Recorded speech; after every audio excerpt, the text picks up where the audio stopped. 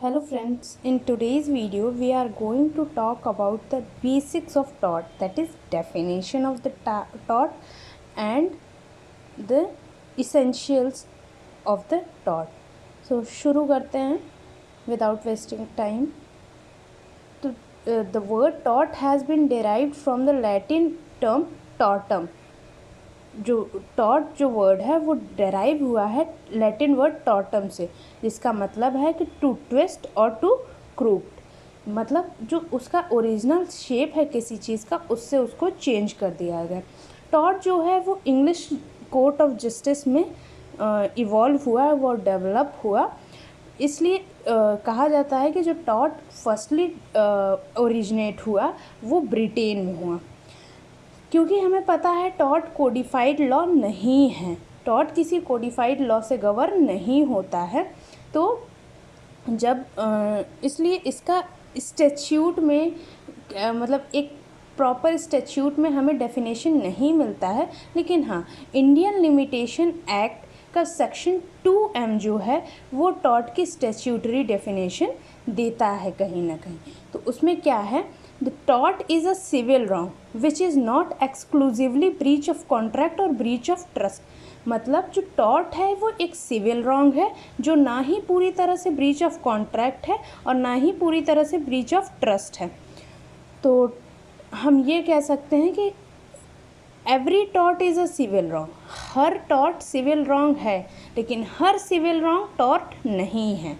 ये एक important line है, इसे याद रखिएगा, ये बहुत इम्पॉर्टेंट स्टेटमेंट है।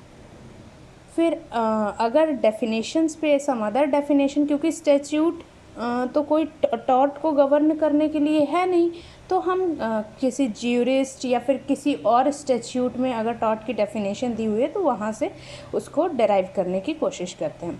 तो पहला लिमिटेशन एक्ट का सेक्शन 2M वो कहता है कि टॉर्ट एक सिविल रॉन्ग है जो ना ही पूरी तरह से ब्रीच ऑफ कॉन्ट्रैक्ट है, ना ही पूरी तरह से ब्रीच ऑफ ट्रस्ट है।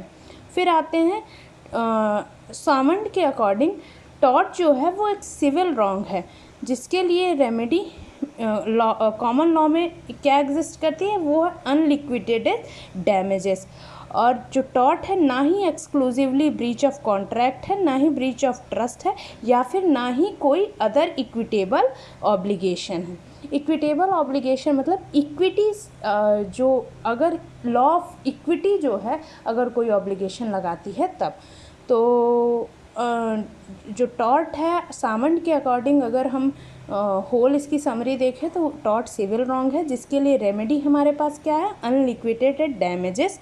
और ये ना ही ब्रीच ऑफ कॉन्ट्रैक्ट है, ना ही ब्रीच ऑफ ट्रस्ट है, और ना ही ये कोई अदर इक्विटेबल ऑब्लिगेशन है।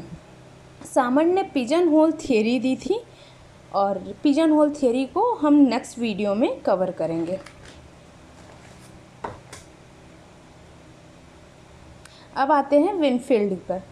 तो विनफील्ड ने कहा है कि टॉर्टियस लाइबिलिटी कब अराइज, विनफील्ड ने बात किया टॉर्टियस लाइबिलिटी की, तो उन्होंने कहा है कि टॉर्टियस लाइबिलिटी तब अराइज होती है जब किसी ड्यूटी का ब्रीच किया जाता, और वो ड्यूटी कैसी होनी चाहिए, फिक्स्ड बाय लॉ होनी चाहिए, मतलब लीगल ड्यूटी का ब्रीच होना चाहिए। और अगर किसी लीगल ड्यूटी का ब्रीच होता है तो वो कैसे रिड्रेस किया जा सकता है, an action for unliquidated damages. Winfield ने सामंड की पिजन होल थियरी को क्रिटिसाइज़ किया था। फिर आते हैं फ्रेज़र को, फ्रेज़र के डेफिनेशन पे। तो फ्रेज़र के अकॉर्डिंग जो टॉर्ट है वो एक infringement of right in rem है of a private individual. Right in rem मतलब जनरली जो राइट सबको दी गई है, वो अगर अगर सबको जो राइट दी गई है अगर उसका वायलेशन किसी एक व्यक्ति के प्रति होता है तब टॉर्ट अराइज होता है। हमें पता है कि टॉर्ट का जो कोई स्टैट्यूटरी प्रोविज़न नहीं है टॉर्ट के लिए, तो टॉर्ट को हम केस लॉज और जुडिशियल डिसीजन से ही समझ सकते हैं। और एक इम्पॉर्टेंट चीज़ जान लीजिए, the person who commits the tort is known as tort feasor, ये टर्म याद रखिएगा। Now we come to the essentials of the tort. Essentials of the tort में पहला इसेंशियल ये है कि there must be some action omission on the part of the defendant, some act और omission on the part of the defendant, मतलब कि defendant जो है वो कुछ ऐसा एक्ट करे या फिर ऐसे एक्ट को ओमिट करे जो फिक्स बाय लॉ है। मतलब या तो लॉ कहता है कि ये एक्ट करना चाहिए और वो नहीं करता है, ये या फिर ये लॉ कहता है कि ये एक्ट नहीं करना चाहिए और वो कर देता है। तब दूसरा है कि एक्ट और omission should result in legal damage. तो एक्ट जो है या ओमिशन जो होगा वो डिफेंडेंट के द्वारा, वो लीगल डैमेज में रिज़ल्ट करना चाहिए। मतलब उसका रिज़ल्ट होना क्या है कि लीगल डैमेज हो प्लेंटिफ को, ठीक है। लीगल डैमेज का मतलब है वॉयलेशन ऑफ लीगल राइट, किसकी, प्लेंटिफ की, ठीक है। फिर अब आते हैं पहले पॉइंट को हम समझते हैं, एक्ट और ओमिशन। तो एक्ट और ओमिशन तो एक्ट और ओमिशन का मतलब होता है कि जब एक पर्सन ब्रीच ऑफ ड्यूटी करती है और करता या करती है, और वो ड्यूटी कैसी होनी चाहिए, फिक्स बाय लॉ, मतलब कि वो ड्यूटी लीगल होनी चाहिए। मॉरल या रिलीजियस ड्यूटीज़ का अगर ब्रीच होता है तब टॉर्ट अराइज नहीं होगा। फिर आते हैं, ये अज्यूम किया जाता है कि जो कोई भी पर्सन होगा वो रीज़नेबल मैनर में, मतलब ऐसे मैनर में किसी भी सिचुएशन में एक्ट करेगा जिस मैनर में एक रीज़नेबल पर्सन करेगा। तो अगर कोई रॉन्गफुल एक्ट करता है या फिर ओमिशन करता है, वो चाहे नेग्लिजेंटली हो, इंटेंशनली हो या फिर किसी स्ट्रिक्ट ड्यूटी का ब्रीच हो, तब वो माना जाता है कि उसने किसी एक्ट या किसी रॉन्गफुल एक्ट को किया है या उसे ओमिट किया है। कोई भी पर्सन टॉर्ट के लिए लायबल तब होता है जब वो कुछ ऐसा एक्ट करता है जिसके लिए माना जाता है कि उसे नहीं करना चाहिए, या फिर कोई ऐसा एक्ट करता है जिसके लिए वो ऐसा एक्ट नहीं करता है जिसके लिए माना जाता है कि उसे करना चाहिए था, ठीक है। इसमें केस आता है municipal corporation of Delhi MCD versus Subhagwati का केस। इसमें जो शहर के बीचों बीच एक क्लॉक टावर था जिसकी MCD की जिम्मेदारी थी कि जिसको मेंटेन करें।